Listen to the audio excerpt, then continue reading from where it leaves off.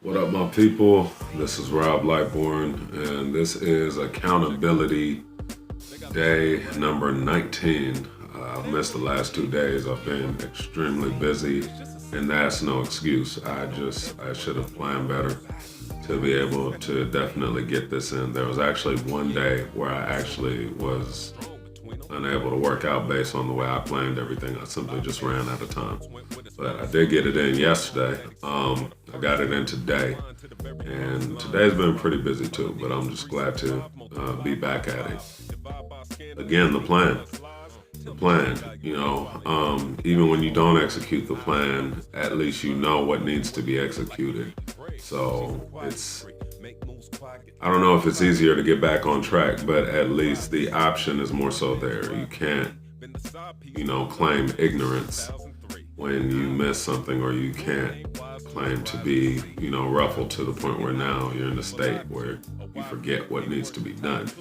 When everything is already laid out, you basically just get right back to handling it. So even if you miss a day, you get right back to it. You get right back to it, and you just chip away at it. You have, hopefully, God willing, you have a lot of time, to where it's like you're not going to accomplish your goal today. You are going to accomplish your goal consistently every single day. So yeah, just glad to be back at it. You know, we live in a world that's filled with negativity. What I would say to everybody, and what I remind myself of consistently, is that if you're going to do something, especially where the odds are against you,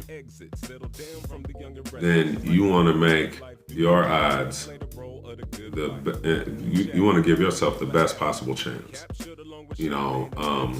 And that especially includes your perspective and the way you see things and the way that you think. Because how you see things is what's going to affect the choices that you make, and so on and so forth. And so you really, really got to be careful to either make sure that you are more dominant than the negative people in your life, or completely stay away from negative people, as much as you possibly can, as far as in your, personal space and everything. I know that, if you're at work, again, you're in communication constantly with people who, it's all by circumstance. But from a personal standpoint, if you're seeing things one way, somebody's seeing things another way. I mean, let them go their way, and, allow yourself to go the way that you need to go. Because it's very easy to find excuses for why things don't happen. And at the same token, it's actually very easy to take responsibility for why you simply failed to do something. Failure is a part of life, but it's on you to keep those failures as temporary as possible. Because to me, it's not a full-fledged failure until it's permanent, until you've actually given up on something, or until your time is up. And, then once that book is closed, and it's like, oh, okay, well, you tried at this, but you failed to, materialize whatever it was that you were trying to get done. But at the end of the day, I mean, you got to remember, once again, failure has no alibis. Success offers no apologies. Failure has no alibis. And this is why, again, I will always stick to this.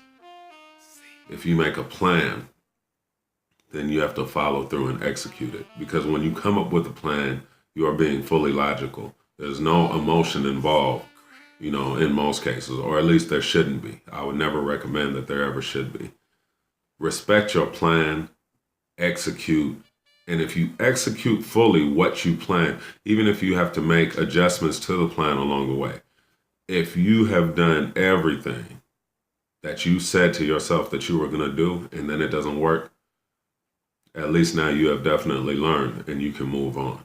But trying something halfway and then quitting is simply that. It's just quitting. So, again, when it comes to you trying to do something, making positive change in your own life, you got to limit the negativity as much as possible, because even within yourself, there's going to be negativity and the potential for negativity. You're going to feel discouraged. You're going to feel like, some days are harder than others.